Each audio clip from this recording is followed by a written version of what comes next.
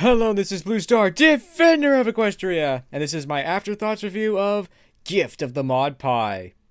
I'm still not a fan of this episode. Sorry. Yeah, I'm still not a fan of this episode. I think the short answer is because it just lacks any kind of subtlety whatsoever. It's like, yeah, not to mention, it's like, let's tell the same joke 3 times. Because, well, maybe it was sort of funny the first time. Maybe we tell it 2 more times. Maybe it'll be even funnier, I guess. But no, that's not the reason. But yeah, it's sort of how I feel about that. I mean, it was actually somewhat sort of clever in a way that, oh, they're making a big deal about the party cannon to, set up for, how Pinkie Pie has to give it up later on. But yeah, I didn't like that. It's like, Pinkie Pie is literally like, oh my gosh, you're gonna love the present I'm gonna give you later. It's like, oh, come on, Pinkie Pie. That was totally not subtle at all, It's like, my gosh. I would be definitely Rarity in this episode, because Rarity is often like, wow, that was such an interesting, exciting story. Yeah, I totally understand now. It's like Rarity's bored and disinterested, and that's definitely how I feel about this episode, unfortunately. But I'm glad that all the Maud fans are probably pretty happy with this episode, because Maud's back, and we did get to see her and Main Hatton again, yo. I did like, in a way, how they were portraying Manhattan. Sadly, it's kind of accurate. It's like, get away from that pony, she's crazy. It was unfortunately what a lot of the ponies are thinking.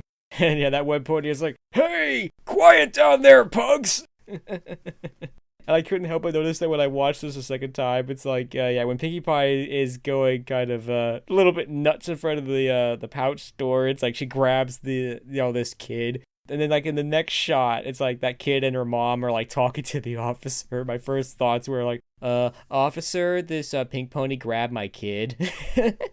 But I hope it's a little bit more. It's like, the officer came up there and said, ma'am, is there a problem here? And then the pony would say, it's like, no, there's no problem here, officer. Just some pink pony grabbed my kid, but it's okay. It's cool. Oh, and by the way, she's over there and she's going nuts. Again, my gosh, Pinkie Pie, it's like subtle. That was real subtle there. And it's like, yeah, I know you want the store to be open, Pinkie Pie, but it's not. So, yeah, there's a lot of people pointing out. It's like there's actually police officers and by extension, crime and those sort of things in Equestria, which in some ways doesn't surprise me. As much as I have a great opinion of Equestria, it's obviously not a perfect place. Which is actually kind of why I like it and why a lot of people like it, because it's not a perfect place. That there are things like crime and people make mistakes and all that stuff, and probably could go on about that. But anyway, that was certainly an interesting thing to to see and everything.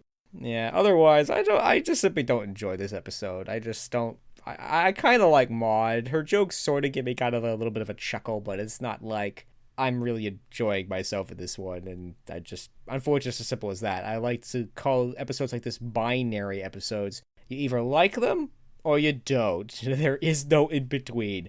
And I think in this case, it all hinges on whether you like Maud or not, because it really is, in a way, sort of the focus of this episode, and if you like her and her monotone personality and everything, then you're probably liking this episode, but if you don't, you're just gonna kind of be bored and disinterested and just like, can we move on now?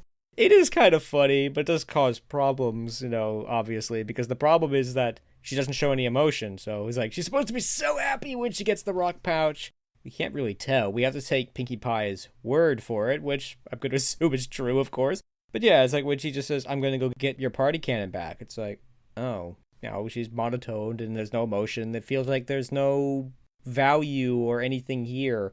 I definitely have to agree with Silver Quill on this, is that the story that was basically the basis of the title of this episode was quite different from this episode. Is that, there were no take-backs for the big one. Because the long story short with the original story was that it was basically, this couple giving presents to each other, and that they both gave up something of great value to them, and it was meant so much to them, and it basically means that they both end up being unhappy at the end. It's almost a tragic ending. It's like, they gave up so much and ended up not really making the other person happy. But I think the story ends where, like, they actually are happy, because it's like, you gave up this thing for me. It's like, you did that much for me. Like, thank you. That means so much to me, I think was kind of the lesson there.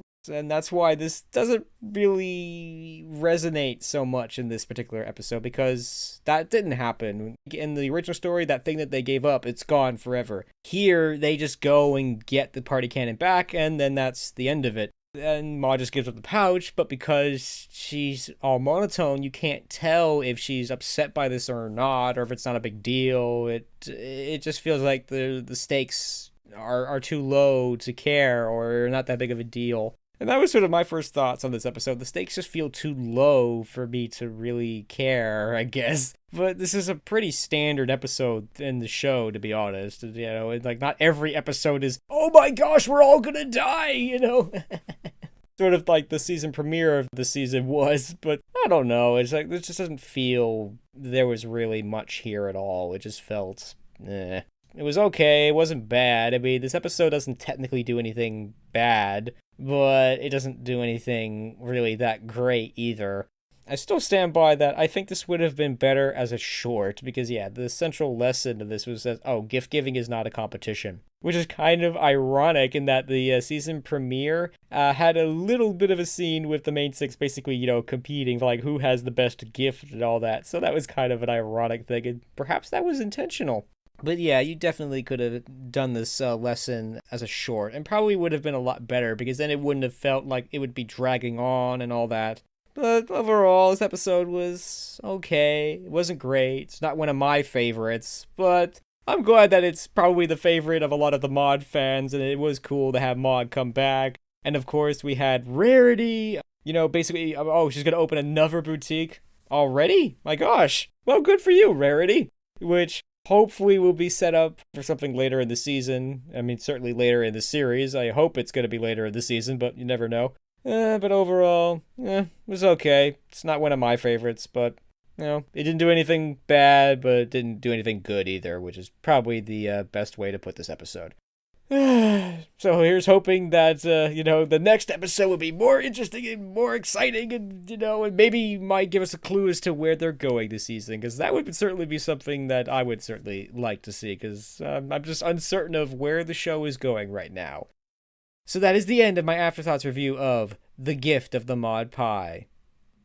This is Blue Star. Stay strong and pony on. Blue Star out.